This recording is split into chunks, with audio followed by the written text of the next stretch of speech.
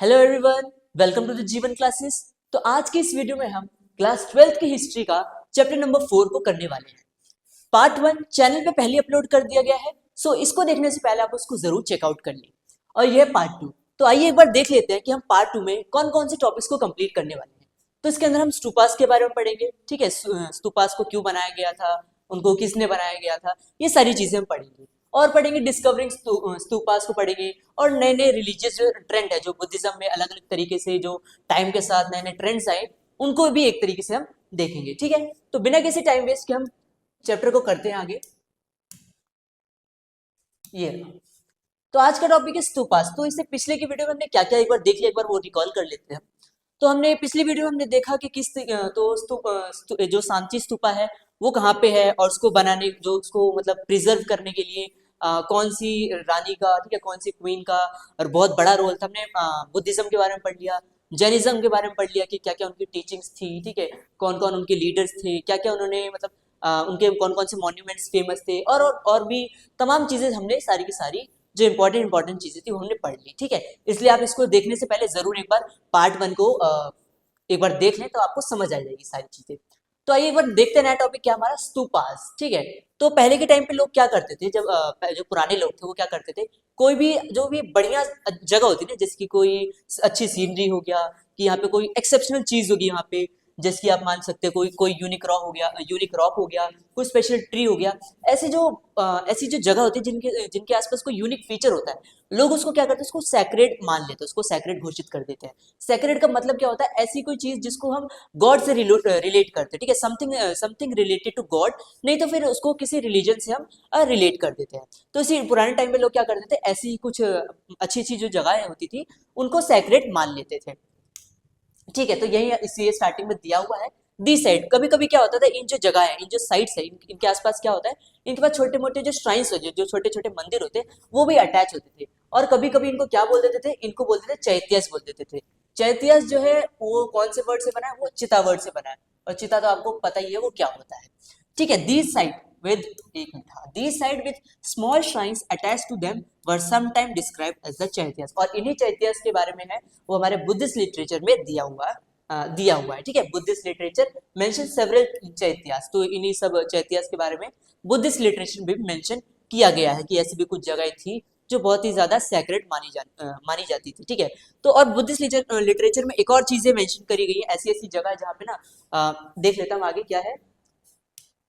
ये देखिए, it also describe places associated with the, एक मिनट, बुद्धास लाइफ, ठीक है। तो बुद्धिस्ट लिटरेचर में क्या क्या दिया है, बुद्धिस्ट लिटरेचर में जो बुद्धास की जो लाइफ से रिलेटेड जो कुछ कुछ जगहें थी, इंपॉर्टेंट प्लेसेस थी, वो भी दिया हुआ है। जैसे कि ये देखिए यहाँ पे, जिसकी वो कहाँ पे बॉन्ड हुए थे, वो लुम्बिनी में बॉन्ड। ये जो जगह है ये आपको याद रखनी है, ठीक है, ये बहुत ही ज्यादा इंपॉर्टेंट है। ये वन मार्कर एमसीक्यू में ये आराम से आ जाता है, ठीक है, कि बुद्धा का जन्म कहाँ पे हुआ था, लुम्बिनी में हुआ था। और उन्हें इनलाइटमेंट कहाँ पे अटेंड करी थी, बोध गया में। बोध गया कहाँ पे है, बोध गया बिहार में। आपको ये भी देखना है, हो सकता है ये आपको मैप में भी आ जाए, ठीक है, मैप में मार्क करने के लिए।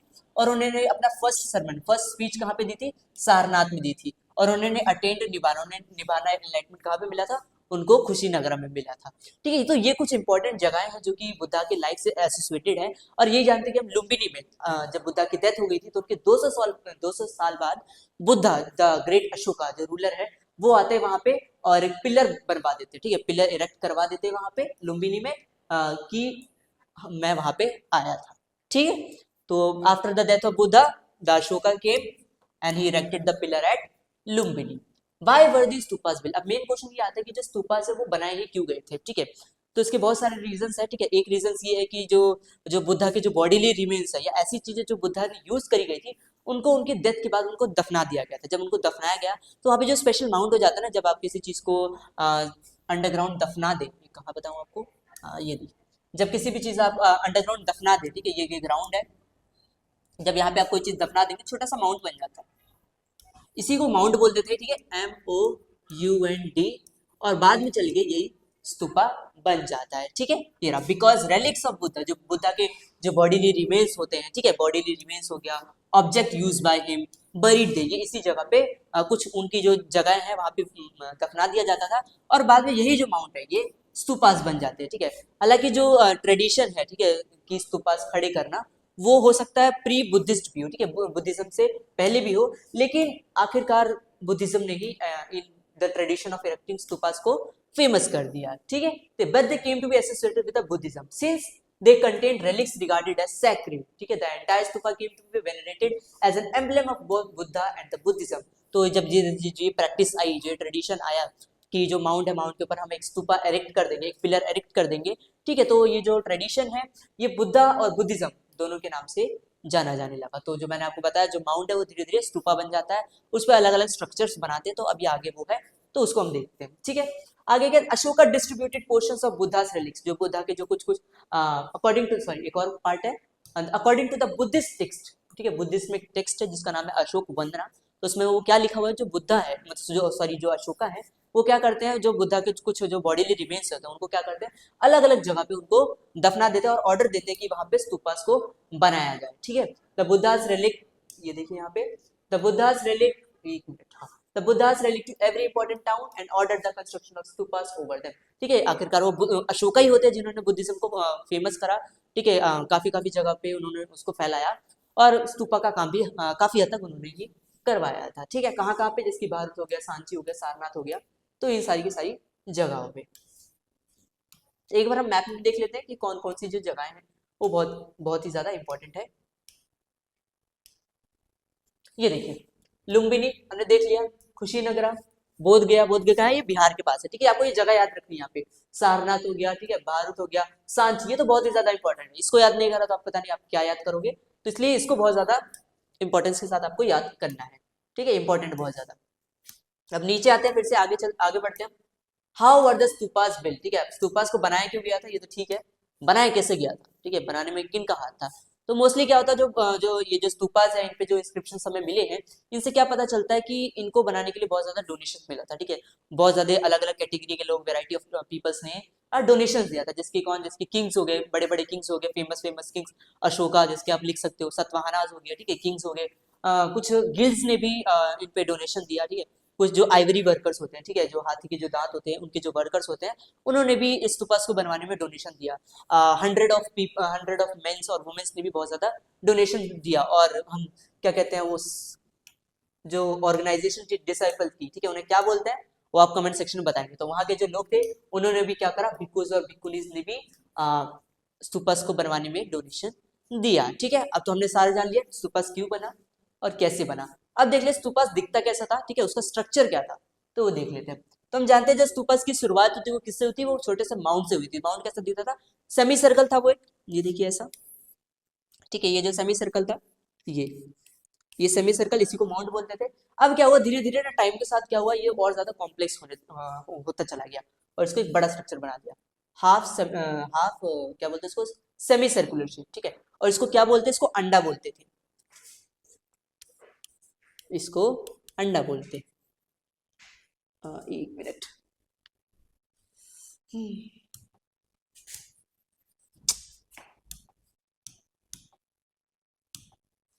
हाँ, तो ये जो माउंट है, एक मिनट, नहीं ऐसे नहीं। अब ठीक है, हाँ यहाँ पे।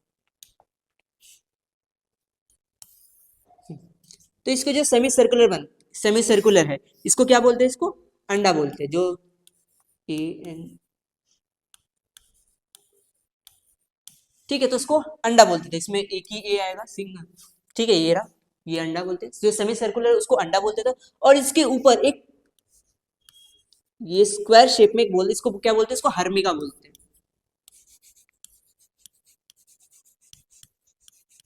इसको हर्मिका बोलते हैं।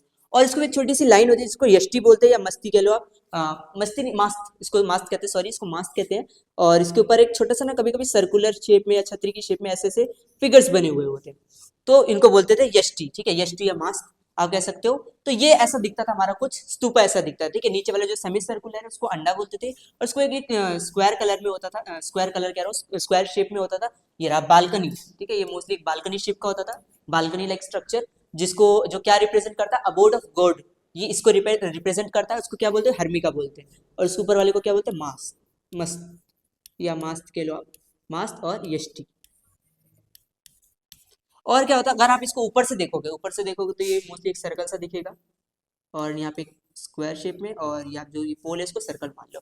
अब इसके 4 कार्डिनल पॉइंट्स पे इसके गेट भी लगे हुए हैं, ठीक है, 4 कार्डिनल पॉइंट्स अभी समझ लो 4 डायरेक्शन में, तो यहाँ पे इनके गेट्स लगे हुए हैं, जिसको आप कहते हो गेट वे कहते हैं ना। तो ये 4 इसके 4 डायरेक्शन में ही है। और कई कोई कोई स्तूपा में क्या होता है, इनका एक नीचे क्या बोलते हैं आप इसको, प्लेटफॉर्म एक तरीके कह सकते हो, तो वो बना हुआ था, ठीक है। तो साइड से तो ऐसा दिखेगा हमारा स्तूपा, और ऊपर से कुछ इस तरीके से दिखेगा। तो एक बार इसकी थ्योरी देख लेते हैं इसकी। A simple semi circular around mount of the earth called the अंडा, ठीक है, पहले तो इसको माउंट बोलते थे, ठीक है। माउंट का स्तूपा का मतलब ही क्या है, संस्कृत वर्ड मीनिंग हीप, तो ये स्टार्ट हुआ एक हीप से स्टार्ट हुआ, और बाद में इसका जब लेटर कॉम्प्लेक्स हो गया, और तो ये अंडा हो गया। अब इसके ऊपर भी क्या है ये, ठीक है, अंडे के ऊपर क्या हर्मिका है, harmika balcony like structure represent the abode of gods. एक मिनट और ऊपर चला गया। Arising from the harmika was the mast called yashti often surrounded by a chhatri और अम्ब्रेला। तो हमने ये देख लिया किस तरीके से है, ठीक है। अब कुछ कुछ जो स्तूपास है, अर्ली स्तूपास, जैसे कि स्तूपा कहाँ के, सांची और जो भारत वाले जगह पे जो स्थान जो स्तूपास थे, उनमें क्या था, वर्शिपर एंटर, वहां पे कहाँ से एंटर करते थे वो, एक जो ईस्टर्न गेटवे होता था, 4 गेटवे होते थे, ईस्टर्न, वेस्टर्न, नॉर्दर्न, साउदर्न, ठीक है। तो वहां पे जो ईस्टर्न गेटवे से वो एंट्री लेते थे, एक मिनट और नीचे कर देता हूँ तब यहाँ से समझाते हैं, ठीक है। तो ये जो ईस्टर्न गेटवे है, एंट्री लेते थे, और क्लॉकवाइज डायरेक्शन में क्या करते थे, वर्शिप करते थे, पूरा एक चक्कर काटते थे, इस तरीके से वो वर्शिप करते थे, ठीक है। तो यही ऊपर ये पूरा लिखा हुआ है, आप इसको रीड कर लेना। Worshippers entered through the eastern gateway and walked around the mount in a clockwise direction, keeping the mount on the right. जो माउंट है उनके राइट डायरेक्शन में, राइट हैंड डायरेक्शन में हुआ करता था, imitating the sun course through the sky. Later, the mound of stupa came to be elaborately carved with the niches and sculptures at Amravati and the Shah ji ki Dheri. तो कुछ और important जगह है, जैसे कि अमरावती हो गया, अमरावती पे भी जो स्तूपा है वो बहुत ही ज्यादा इलेबोरेट है, उसकी कहानी है आगे चैप्टर में, तो वो भी पढ़ेंगे। और शाह जी की डेरी कहाँ पे है, ये पेशावर में है, जो कि अभी पाकिस्तान में। तो ये वाली जगह भी जो है आपको ये याद रखनी, ठीक है, ये बहुत ही ज्यादा इंपॉर्टेंट है, काफी बच्चों को पता नहीं होता कि ये शाह जी की डेरी है कहाँ पे, ठीक है। तो आपको ये याद रखना, ये पेशावर में है, और पेशावर कहाँ पे हमारा, पाकिस्तान में पेशावर, ठीक है। डिस्कवरिंग द स्तूपास, अब आ जाता है एक और one of the main topics, ठीक है। अमरावती, 2 स्तूपास थे, एक था अमरावती और एक था सांची, ठीक है। तो ये 2 जगह के जो स्तूपास थे, इनमें बहुत ज्यादा एक तरीके से कैसा होता है, कंपैरिजन कर सकते हो, या इनकी जो स्टोरी बहुत ज्यादा मतलब इनकी जो स्टोरी है, स्टोरी आप देख सकते हो, अभी स्टोरी पढ़ेंगे तो देखेंगे हम कि क्या हुआ था, अमरावती के स्तूपा के साथ क्या हुआ था, अमरावती के स्तूपा के साथ क्या हुआ था, और सांची के स्तूपा के साथ हुआ क्या हुआ था, ठीक है। तो जो सांची का जो स्तूपा था वो बहुत ही ज्यादा प्रिजर्व करके रखा गया था, मतलब बहुत अच्छी कंडीशन में पाया गया, लेकिन अमरावती के जो स्तूपा है उनके साथ उसके साथ ऐसा नहीं हो पाया। क्यों नहीं हो पाया, तो यहाँ पे स्टोरी यहाँ पे दे रखी है, एक बार हम पढ़ते हैं कि धीरे धीरे क्या क्या चीजें हुई थी, जो अमरावती का जो स्तूपा है उसके साथ क्या क्या चीजें हुई थी।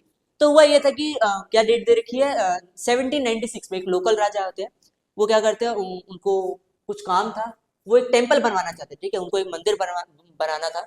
तो वो ऐसी रैंडमली जगह ढूंढ रहे थे, तो उनको ये वाले जो अमरावती, जहाँ पे स्तूपा था अमरावती का, तो वहां पे वो जाते हैं, और वहां पे वो उनको ये इसके वो मिल जाते हैं, क्या बोलते हैं इसको, the ruins of the stupa of the Amravati. तो वो क्या ढूंढ लेते हैं, जो अमरावती का जो क्या कहते हैं जो स्तूपा है वो टूटा हुआ उनको वहां पे मिलता है। वो क्या डिसाइड करते हैं, वो डिसाइड करते हैं कि वहां पे जो जो भी उसके जो पत्थर है, जो स्टोन्स है, क्योंकि जो स्तूपा के जो स्टोन्स होते हैं, जो स्पेशली जो उनके गेटवेज वाले स्टोन होते हैं, उनको बहुत ही ज्यादा इंट्रिकेट तरीके से कार्व किया जाता है, दिखने में बहुत ही ज्यादा सुंदर लगते थे, ठीक है। तो मैंने आपको बता रखा पहले कि जब सुंदर दिखते थे तो जो ब्रिटिश और जो फ्रेंच वाले जो लोग वो क्या करते थे, उठा उठा के अपने म्यूजियम ले जाते थे फॉर द डेकोरेशन पर्पज। तो सेम इसी तरीके से जो राजा ने भी क्या करा, उस स्टोन को लिया और सोचा कि अच्छे यूज में आ जाएगा। उन्होंने ये भी सोचा, जो नीचे माउंट होता है, जो हमने पढ़ा भी, जो हीप वाला स्ट्रक्चर होता है, जो माउंट होता है, उनको लगा कि इसके नीचे बहुत ज्यादा कहाँ ट्रेजर है, ठीक है, खजाना है। तो ये होता है। अब इसके कहानी और साल आगे जाती है। सम ईयर्स लेटर, कुछ साल बाद एक ब्रिटिश ऑफिशियल आते हैं जिनका नाम होता है कॉलिन मैकेंजी। ये भी वहां जाते हैं, मुआयना करते हैं, विजिटेड द साइट ऑल दो ही फाउंड, लेकिन उनको वहां ज्यादा कुछ मिलता नहीं है। स्कल्पचर के कुछ पीसेस मिलते हैं जिनकी वो बहुत डिटेल ड्राइंग बनाते हैं, और हालांकि वो जो ड्राइंग वो कभी पब्लिश नहीं होती, ठीक है।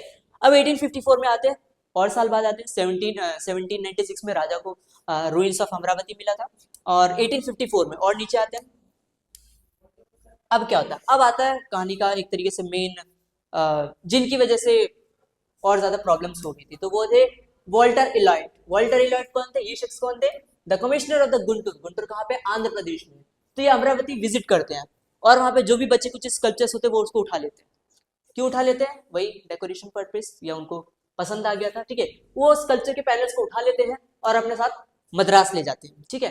अब यही जो स्कल्पचर्स की उठा के मद्रास ले गए थे, यही बाद में एलॉयड मार्बल के नाम से जाना जाने लगा, ठीक है। क्योंकि एलॉयड मतलब मार्बल्स वो तो लेके गए थे, एलॉयड उनके नाम के ऊपर ही रख दिया, alloyed marbles. He also discovered the remains of the western gateway and came to conclusion that, अब जब ये काफी सारे गेट 4 गेटवे में से ये 2 गेटवे को देखते हैं तो ये कंक्लूजन पे आते हैं। क्या बताते हैं कि कंक्लूजन में ये बताते हैं कि जो स्ट्रक्चर ऑफ अमरावती है was one of the largest and most magnificent Buddhist stupas ever build, मतलब बुद्धिज्म में जो स्तूपास है, वो जितने भी स्तूपास हैं उन सब में जो सबसे बड़ा और सबसे मैग्निफिसेंट स्तूपा है वो कौन सा वाला है, वो अमरावती का स्तूपा है, ठीक है। हालांकि वो बचा नहीं है, बचा कौन सा अच्छे से है, वो सांची का स्तूपा है, क्या, लेकिन जो अमरावती का जो स्तूपा है वो ज्यादा अच्छे से बचा नहीं है। बाय द 1850s, ठीक है, वो तो जो वाल्टर एलियट थे वो जिसके जो गेटवेज थे वो मद्रास लेके चले जाते हैं। अब आगे जो आने वाले जो और भी कमिश्नर्स होते हैं वो उनको देख देख के, मतलब अब जो भी कमिश्नर आगे आते हैं प्रेजेंट में, ठीक है, फ्यूचर में आते हैं, वो क्या करते हैं, वो भी इसी तरीके से जो भी बचे कुछ जो स्कल्पचर्स है, जो भी पैनल्स है, उसको उठा उठा के ले जाते हैं अपने म्यूजियम में या अपने घरों में, जो गार्डन्स होते हैं उनके, उनकी खूबसूरती को बढ़ाने के लिए, ठीक है। तेरा by the 1850s some of the slabs from Amaravati had begin to taken away, अलग अलग जगह पे फिर से उसके जो बचे कुछ स्लैब्स हैं उनको ले जाते हैं, जैसे कि एशियाटिक सोसाइटी में ऑफ बंगाल जो कि कलकत्ता में है, ठीक है, कलकत्ता ले जाते हैं उसको, the Indian office in Madras, Madras में ले जाते हैं, और कुछ कुछ तो हद ही पार कर दी, लंदन ही लेके चले गए उसको, ठीक है। It was not unusual to find this sculpture, और ज्यादा कुछ बड़ी बात भी नहीं थी क्योंकि ले जाते थे अपने गार्डन की शोभा बढ़ाने के लिए, ठीक है, मतलब उनको पूरे लंदन में और कुछ मिला नहीं तो वो इंडिया से बड़े बड़े स्कल्पचर्स को उठा ले जाते थे और क्या कहते हैं अपने गार्डन की शोभा बढ़ाते थे। अब आप इससे ये देख सकते हैं कि हमारा इंडिया कितना ज्यादा रिच था, ठीक है, एक ही महीने में नहीं, वो हर वेराइटी ऑफ चीज में कितना ज्यादा रिच था कि जो अंग्रेज है वो चीजें उठा उठा के ले जाते थे, मतलब पूरे कॉन्टिनेंट को पार कर देते थे चुराने में। One of the few means have different, अब इसी इसी को देख देख के जो ये चीजें इधर से उधर ट्रांसफर करी जा रही थी, ठीक है, जो चीजें उठा के ले जाई जा रही थी, उसको देखते हुए हमारे एक हिस्टोरियन है, वो कौन है, एच कोल, तो अपना एक ये पॉइंट ऑफ व्यू देते हैं, ठीक है, ये अपना एक नजरिया देते हैं, एक मतलब एक कमेंट पास करते हैं, ये बोलते क्या बोलते हैं, ये ही रोट लिखते हैं वो, ही सीम्स टू मी, उनको ऐसा लगता है कि जो ही सीम्स टू सुसाइडल है indefensible policy to allow the country to be looted of original works of the ancient art, वो ये बोलते हैं कि मुझे तो ये लगता है कि जो ये बहुत ही ज्यादा इनडिफेंसिव पॉलिसी है, मतलब इनडिफेंसिव मतलब किसी चीज को आप प्रोटेक्ट नहीं कर पा रहे हो, ऐसी पॉलिसी है कि आपके कंट्री के जो एंशियंट कल्चर का जो आर्ट है आप उसको प्रोटेक्ट नहीं कर पा रहे और आप उसको लूटने दे रहे हो, ठीक है, to be allowed to loot it, तो आप उसको लूटने के लिए छोड़ दे रहे हो, तो ये एच कोल का पॉइंट ऑफ व्यू है, ठीक है। ही बिलीव दैट, ये उनका क्या मानना था कि जो म्यूजियम है, म्यूजियम में प्लास्टर कास्ट कॉपीज को रखना चाहिए, ना कि ओरिजिनल, जो ओरिजिनल है उसको जो अपनी उसकी जो ओरिजिनल जगह है उसको वहीं पे प्रिजर्व करके रखना चाहिए, लेकिन जो म्यूजियम है वहाँ पे प्लास्टर कास्ट कॉपीज को रखना चाहिए, जैसे कि हमने जो सांची वाले केस में देखा था, ठीक है, जस्ट टूपा सांची में हमने देखा था, चैप्टर की स्टार्टिंग में देखा था कि किस तरीके से जो शाहजहां बेगम है उन्होंने मना लिया था कि प्लास्टर कास्ट कॉपीज देंगे उनको, ठीक है, तो वो ये वाले तरीके को वो बोलते हैं। अब और नीचे देखते हैं, एक मिनट, ठीक है, तो ये एच कोल का मानना था, हालांकि उस टाइम पे तो एच कोल की जो बात है वो मानी नहीं गई थी, ठीक है, लेकिन बाद में चल गई, in the case of Sanchi उनकी इस बात को तुरंत मान लिया जाता है, इसी तरीके से जो सांची है वो आज बच पाया, ठीक है। Why did the Sanchi survive, इसी वजह से क्वेश्चन आता है, जो सांची सर्वाइव कर लेता लेकिन अमरावती सर्वाइव क्यों नहीं कर पाता, क्या कहते हैं, एक पॉइंट तो आप ये लिख सकते हो कि लक फैक्टर था, जो चैप्टर के स्टार्टिंग में देखा था हमने, सेकंड पेज पे ही है, इसी साइड पे है, यहाँ पे लिखा हुआ है नीचे कि लक फैक्टर भी है कि किस तरीके से वो क्या कहते हैं कंस्ट्रक्शन वर्कर से वर्ग, या जो रेलवे कॉन्ट्रैक्टर्स है, मतलब लक फैक्टर ही था, वो काफी चीजों से बच निकला, ठीक है। When Sanchi was discovered, Sanchi को कब डिस्कवर करा गया था, 1818 में उसको डिस्कवर करा गया था सांची को, ठीक है। 3 ऑफ इट, जब उसको डिस्कवर करा गया था उस टाइम पे 4 गेटवे में से 3 तो वो अभी भी खड़े थे, 3 तो अभी भी बचे हुए थे, जो एक था वो भी उसी जगह पे था, लेकिन बस वो क्या था, वो गिर गया था, लेकिन हालांकि वो बहुत ही ज्यादा अच्छी कंडीशन में उस वक्त तभी भी वो पड़ा हुआ था, ठीक है। Even so it was suggested that gateway to be taken either Paris, हालांकि उसने बोला गया उस गेटवे को क्या करेंगे, या तो पेरिस या तो लंदन लेके जाएंगे, लेकिन लास्ट में वही पे number of factors, luck factor उसको बचा लेता है सांची के उस गेटवे को या सांची कहीं और पहुंचने से, और इसी तरीके से जो सांची वो हमारा बच जाता है, लेकिन जो अमरावती है वो बच नहीं पाया होता है, ठीक है। क्यों नहीं बच पाया था, क्योंकि जो सेवरल जो ब्रिटिशर्स हैं, जो कमिश्नर्स हैं, वो क्या करते हैं, अलग अलग उसके अलग अलग गेटवेज को उठा के ले गए होते हैं, लेकिन सांची में ऐसा केस नहीं था, सांची बच गया था, प्लास्टर कास्ट कॉपी से काम चल गया था। ठीक है, अब आते हैं स्कल्पचर्स पे। ये टॉपिक मैं आपको बता दूं ज्यादा इंपॉर्टेंट नहीं है। आप अगर आप इसको पूरे टॉपिक्स को स्किप कर दो आपका काम बन जाएगा। जो आपका इंपॉर्टेंट था वो ऊपर है, ये इतना इंपॉर्टेंट नहीं है, लेकिन अगर आप फिर भी नॉलेज के पर्पज से अगर आप पढ़ना चाहते हो तो मोस्ट वेलकम, आप इसको जरूर पढ़ सकते हो। ठीक है, क्योंकि इसमें क्या है कि जो 4 गेटवेज थे उनमें कुछ अलग अलग जो कारीगरी है, बहुत इंट्रिकेट कारीगरी है, जिसकी आप देख सकते हो किस तरीके से कार्विंग करी गई है। तो इन पूरे स्कल्पचर्स को देखा गया और स्टूडेंट को स्टडी करा, और स्टडी करके क्या है तो वो इन्होंने बता रखा। ठीक है, हालांकि एक दो ही बताऊंगा मैं जो इंपॉर्टेंट है। तो आप उसको अगर आपको पढ़ना हो तो आप प्लीज पढ़ लेना। नॉलेज पर्पज के लिए अगर आपको पढ़ना हो तो यू आर मोस्ट वेलकम, आप पढ़ सकते हो इसको। आपको अच्छा लगेगा पढ़ के, और आपको चीजें और ज्यादा अच्छे से समझ आएंगी कि किस तरीके से जो कल्चर कितना ज्यादा रिच था, कितनी मुश्किल चीज, मतलब क्या क्या चीजें उसमें कार्य करी गई थी, और वो क्या क्या चीजें आज के टाइम पे डिपिक्ट करती हैं। ठीक है, तो पहला चीज देखते थे सिंबल्स ऑफ द वर्शिप। ठीक है, तो ये आ सकता है आपका कि इसमें क्या है। तो इसके अंदर कौन कौन सी, ये नीचे 3 फिगर दे हुए, मैं इसको और नीचे कर देता हूँ। इन 3 फिगर को ऊपर बता रखा है इन्होंने। Yeah. According to the hagiographies, the Buddhas attained enlightenment while meditating under the tree. ठीक है, तो according to the hagiographies Buddha को एनलाइटमेंट कहाँ पे मिली, उनको एक पेड़ के नीचे मिली। ठीक है, लेकिन जो अर्ली जो पहले के जो स्कल्पचर्स थे जिन्होंने ये कार्विंग करी थी, उनका क्या मानना था, वो क्या करते, उन्होंने बुद्धा को ह्यूमन फॉर्म में शो नहीं करा, क्योंकि मतलब ह्यूमन फॉर्म में उन्होंने बुद्धा को स्कल्प नहीं करा, उनको सिंबल्स के थ्रू उनको डेपिक्ट करना स्टार्ट कर दिया। यही 3 दे रखे हैं। पहला वाला empty seat, empty seat figure 4.4, figure 4.4 क्या है, फिगर 4.14 क्या है, फार राइट, ये वाला। तो आप इसमें देख सकते हैं, एक मिनट, तो यहाँ पे एक एम्प्टी सीट है, ठीक है, ये एम्प्टी सीट क्या, एक मिनट, हाँ, ये एम्प्टी सीट जो है ये स्कल्पचर्स ने बुद्धा को डिपिक्ट करने के लिए बना रखा। ठीक है, it symbolizes Buddha, the empty seat. ठीक है, अभी और ऊपर देखते हैं और क्या है, ये रहा। ठीक है, एंड द स्तूपा 4.15, ठीक है, तो ये बीच वाला इस was meant to represent the mahaparinibbana. इसके अंदर जो स्तूपा है, ये जो स्तूपा है ये क्या डिपेक्ट करता है, महापरिनिब्बाण। ठीक है, ये महापरिनिब्बाण और जो निभाना वर्ड जो टर्म है ये आप देख लेना, क्योंकि ये बहुत ही ज्यादा फिलोसफिकल टर्म है। ठीक है, ये स्पिरिचुअल चीजें हैं। इनमें क्या है कि अपने आप को किस तरीके से जो वर्ल्डली जो मटेरियलिस्टिक चीजें होती है या जो भी डिजायर्स होती है उनसे मुक्त करना, कि आप कोई चीज फील नहीं कर रहे। ठीक है, तो एक तरीके से वो काफी ज्यादा कॉम्प्लेक्स चीज है, तो आप सिर्फ आप वर्ड्स याद रख लेना। ठीक है, आपके लिए ज्यादा कॉम्प्लेक्स नहीं होगा। फिर महापरिनिभाना और निभाना, तो ये सारी चीज, तो ये जो स्तूपा ये क्या डिपिक्ट करता है, महापरिनिभाना को ये डिपिक्ट करता है। इसी जगह जो व्हील है, the symbol of wheel figure 4.16, इसमें जो ये व्हील दे रखा है, ये जो व्हील ये क्या डिपिक्ट करता है, इट डिपिक्ट्स, कहाँ गया ये रहा, it just stood for the first sermon for the Buddha delivered the Sarnath. जब बुद्धा ने सारनाथ में अपनी जो पहली स्पीच दी थी, तो ये उसको डिपिक्ट करता है, ये व्हील।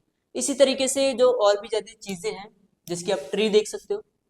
ठीक है, इनमें जो ट्री दे रखा है, ये ट्री सिंपली ट्री को स्टैंड नहीं करता है, tree symbolises an event in the life of Buddha. मतलब उस टाइम पे जो स्कल्पचर जो चीजें स्कल्प्ट करते थे इन चीजों में, उनका कुछ अलग ही मीनिंग के थ्रू वो उसको स्कल्प्ट करते थे। इसी तरीके से और नीचे आ जाते हो, और नीचे आते हैं पॉपुलर ट्रेडिशन, वही सारी की सारी चीजें पढ़ेंगे। वो जो मूर्ति है वो मूर्ति क्या रिप्रेजेंट करती है, एक शालाभंजिका नाम की एक वुमेन थी।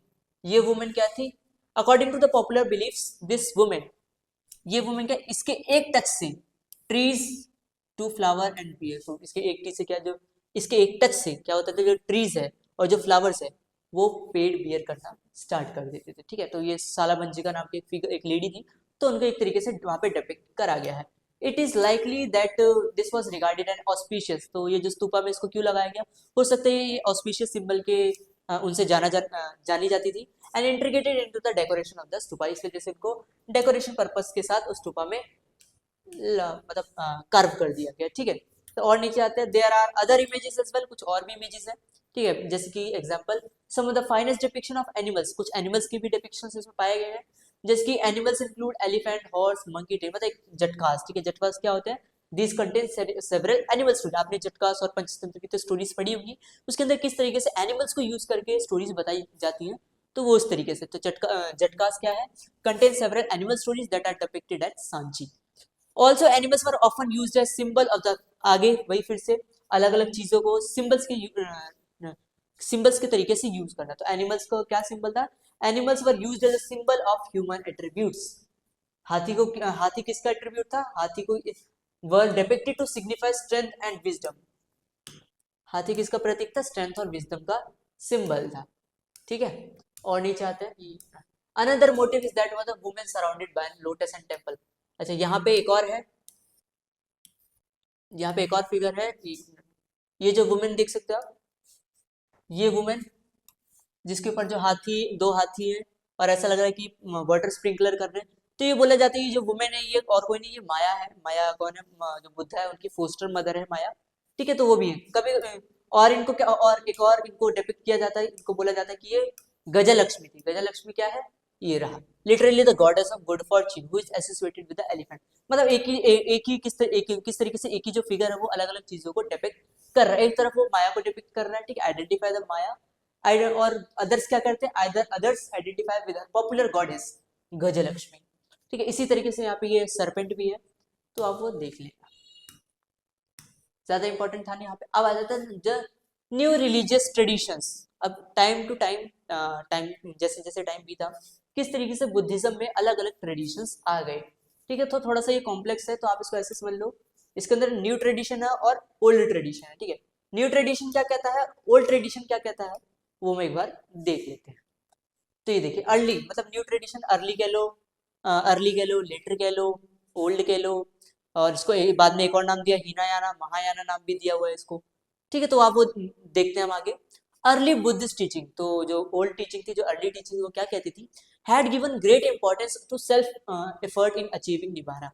जो ये निभाना है, इसको अचीव करने में जो ह्यूमन एफर्ट है उसको बहुत ज्यादा इंपॉर्टेंट देते थे। जो बुद्धिज्म में जो पहला वाला ट्रेडिशन था, जो पहले की टीचिंग थी, उसके अंदर सेल्फ एफर्ट को बहुत ज्यादा इंपॉर्टेंस दी जाती थी।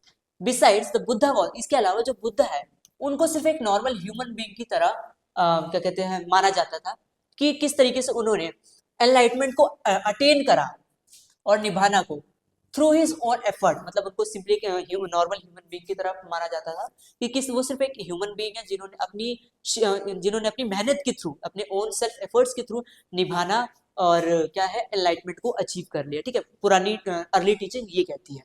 लेकिन धीरे धीरे क्या है, ये आइडिया धीरे धीरे बदल गया। ठीक है, इस आइडिया में थोड़े बहुत चेंजेस आ गए। तो चेंजेस क्या क्या आए?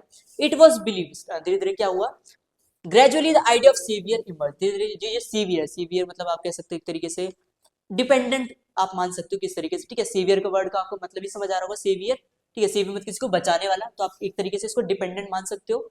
It was believe that he was the one who could ensure the salvation. पुराने में क्या ये बुद्धा है जैसे ही, ठीक है, ऑब्वियसली बुद्धा ही है, तो इनको पुराने टीचिंग में क्या बोलते थे कि ये एक नॉर्मल ह्यूमन बीइंग है। लेकिन देखिए जैसे जैसे ग्रेजुअल, जैसे जैसे चेंजेस है, इनको बोला कि यही है जो हमको सेल्वेशन दिला सकते, हमारी नैया पार लगा सकते। तो यही थे वो। It was believe that he was the one who could ensure the salvation. इन्हीं को मीडियम माना जाने लगा सेल्वेशन को अचीव करने का, यही हमको सेल्वेशन दिला सकते हैं। ठीक है, साइमल्टेनियसली इसी और साथ ही साथ the concept of बोधिसत्ता also develop. जो बोधिसत्ता का जो कंसेप्ट था वो भी इसी के साथ साथ डेवलप होता चला गया। Bodhisattas were perceived as a deeply compassionate. Bodhisattas कौन थे?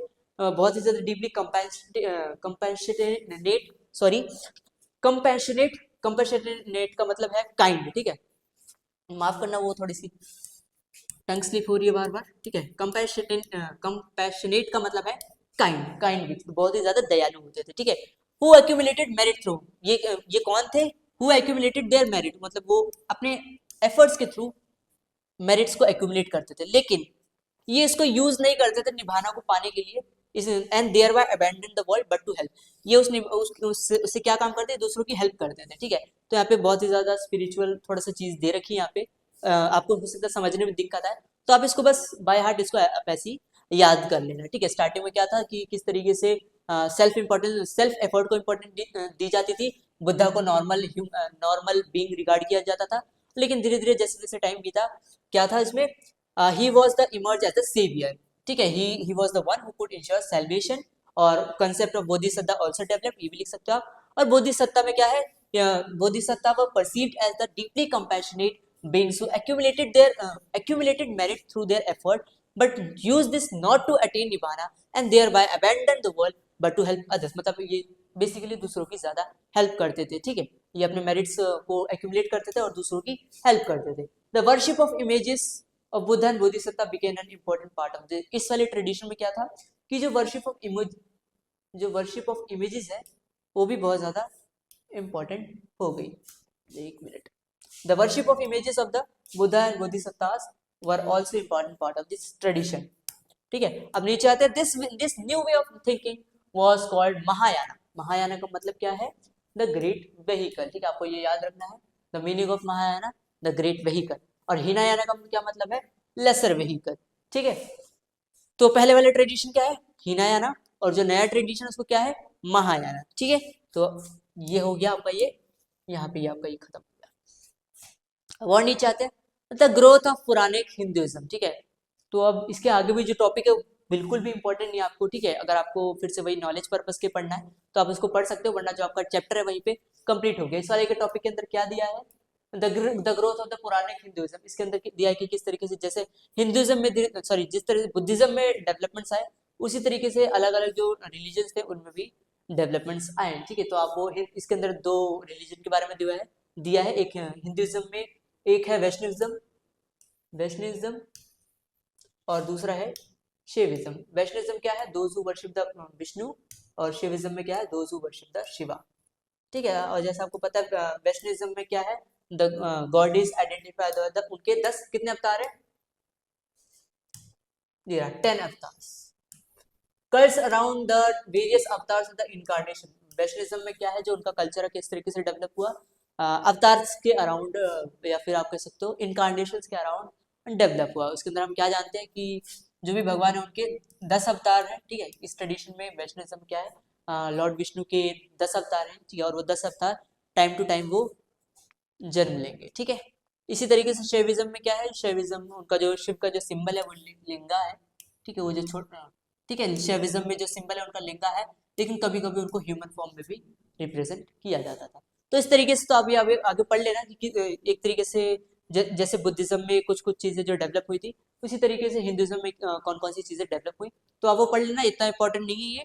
ठीक है, जो इंपॉर्टेंट था वो पहले है, और ये आगे जो है आपके सिर्फ ये अंडरस्टैंडिंग के लिए आपको ये दे रखा है। ठीक है, ये जितना है ये आपके अंडरस्टैंडिंग के लिए ये दे रखा है। बिल्डिंग टेम्पल्स, अच्छा एक बार थोड़ा सा ये कर लेते हैं। बिल्डिंग टेम्पल्स क्या है कि एक टाइम पे तो जैसे हम देखा बुद्धिज्म में स्तूपास और ये सब डेवलप हो रहे थे, दूसरी तरफ क्या कहते हैं हिंदुइज्म में भी अलग अलग अलग जो रिलीजन्स थे उनमें भी ऐसे साइट्स डेवलप हो रहे थे, जैसे कि द अर्ली टेम्पल्स। एक मिनट, ये थोड़ा सा, हाँ अब क्लियर दिख रहा है।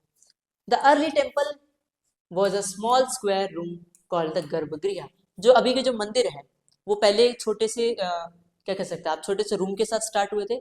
उन छोटे छोटे जो स्क्वायर रूम है उनको क्या बोला जाता था? उनको गर्भगृह बोला जाता था। ठीक है, उसके अंदर सिर्फ एक ही दरवाजा था, उसी से जो वर्शिपर्स थे वो आते थे, पूजा करते थे और इसी रूम से एग्जिट लेते थे। धीरे धीरे क्या हुआ? Gradually a tall structure known as shikhara. ठीक है, तो क्या हुआ? धीरे धीरे जो स्ट्रक्चर है शिखारा, वो उसके ऊपर, मतलब एक तरीके से जो टेम्पल है किस तरीके से डेवलप हुआ। पहले वो स्टार्टिंग में गर्भगृह था, वो फिर और जो स्ट्रक्चर है और कॉम्प्लेक्स हुआ, फिर वो शिखारा हो गया। ठीक है, was built over the central shrine. Temples walls are of, मतलब धीरे धीरे जो टेम्पल की जो वॉल है उनको बनाया जाने लगा, स्कल्पचर किया जा रहा, उनको डेकोरेट किया जाने लगा। ठीक है, लेटर टेम्पल्स बिकम, और जैसे जैसे टाइम बीता जो टेम्पल्स है, मंदिर है, बहुत ज्यादा और भी ज्यादा एलाबोरेट हो गए। ठीक है, तो आप देखोगे और बड़े बड़े जैसे, ठीक है, और बड़े बड़े जो मंदिर है वो बनने लगे, with assembly halls, huge walls, gateways, arrangement for supplying water. ठीक है, जब आप चैप्टर 7 में पढ़ेंगे, ठीक है, चैप्टर 7 क्या है? चैप्टर 7 आपका न्यू ट्रेडिशंस एंड यही चैप्टर का ऐसा कुछ नाम है। ठीक है, चैप्टर 7 में जो पूरा चैप्टर 7 है वो पूरा एक तरीके से रिलीजियस के ऊपर ही, रिलीजन के ऊपर ही वो बेस है। ठीक है, उसमें सब कुछ आप रिलीजन से रिलेटेड पढ़ोगे। इसके अंदर आप जो इस्लामिक रिलीजन है उसके बारे में पढ़ोगे, हिंदुइज्म के बारे में पढ़ेंगे, और जो अदर अदर जो रिलीजन है उनके बारे में भी आप थोड़ा थोड़ा पढ़ोगे। ठीक है, one of the unique features of early temples that some of this hollowed out. अलग अलग टेम्पल्स के स्कल्पचर्स दिए, क्योंकि कोई कोई जो टेम्पल क्या है पूरे के पूरे एक ह्यूज रॉक से ही उसको कार्व कर लिया जाता है। ठीक है, अब आप बताएंगे मुझे ऐसा कौन सा टेम्पल है जो एक सिंगल रॉक से कार्व कर लिया गया है। ठीक है, आप उसका जवाब कमेंट सेक्शन में दे सकते हैं। ठीक है, the traditions of the building artificial caves was an old one. Some of the earliest of these construction in the 3rd century were in the orders of Ashoka. Ashoka ने भी कुछ कुछ जो टेम्पल्स है उनको बनवाया था। ठीक है, और क्या this tradition evolved through various stages and culmination much later in the 8th century, that is a carving out of entire temple, that of the Kailash named in the name of Shiva. तो हम क्या देखते हैं 8th century में पूरा का पूरा एक टेम्पल कार्व किया गया था एक पत्थर से, जो कि है कैलाशनाथ। कैलाशनाथ का मतलब क्या है? In name of Shiva. ठीक है, तो ये सारी की सारी चीजें। A copper plate inscription record amazement of the chief sculptor after he completed the temple Ellora. Oh how did I make it. तो इंस्क्रिप्शन था, तो वहाँ पे जो पाया गया इंस्क्रिप्शन, उसके ऊपर ये लिखा हुआ था कि किस तरीके से जहाँ का जो स्कल्पचर है वो अचंभित रह गया था आपने। ठीक है, तो यहाँ पे कैलाशनाथ टेम्पल का जो कैलाशनाथ जो टेम्पल है कहाँ पे है? एलोरा महाराष्ट्र में है। ठीक है, आपको ये भी याद रखना है। और this entire structure is carved out of single piece of rock. ठीक है, तो आंसर तो आपको यही मिल गया। ठीक है, तो आपको यही यही चैप्टर था, पूरे चैप्टर में यही था, और ज़्यादा कुछ खास है नहीं चैप्टर में। लास्ट के जो 2-3 पेज है वो कुछ भी उतना इंपॉर्टेंट नहीं है, सिर्फ आपके अंडरस्टैंडिंग बेसिस के लिए है। तो यही था इसके चैप्टर में। ठीक है, तो इस तरीके से आपका जो चैप्टर 4 है और जो आपका बुक 1 है हिस्ट्री का, वो कंप्लीट हो गया है। अगर आपको वीडियो पसंद आया होगा तो पसंद आया तो आप इस वीडियो को लाइक कर दे। ठीक है, चैनल को सब्सक्राइब कर दे, और आपको कोई भी डाउट हो तो आप जरूर कमेंट सेक्शन में पूछ सकते हैं, उसको मैं सॉल्व करने की जरूर पूरी कोशिश करूंगा। तो ठीक है, तो आज के लिए बस इतना ही। आप चैनल को सब्सक्राइब कर लेना।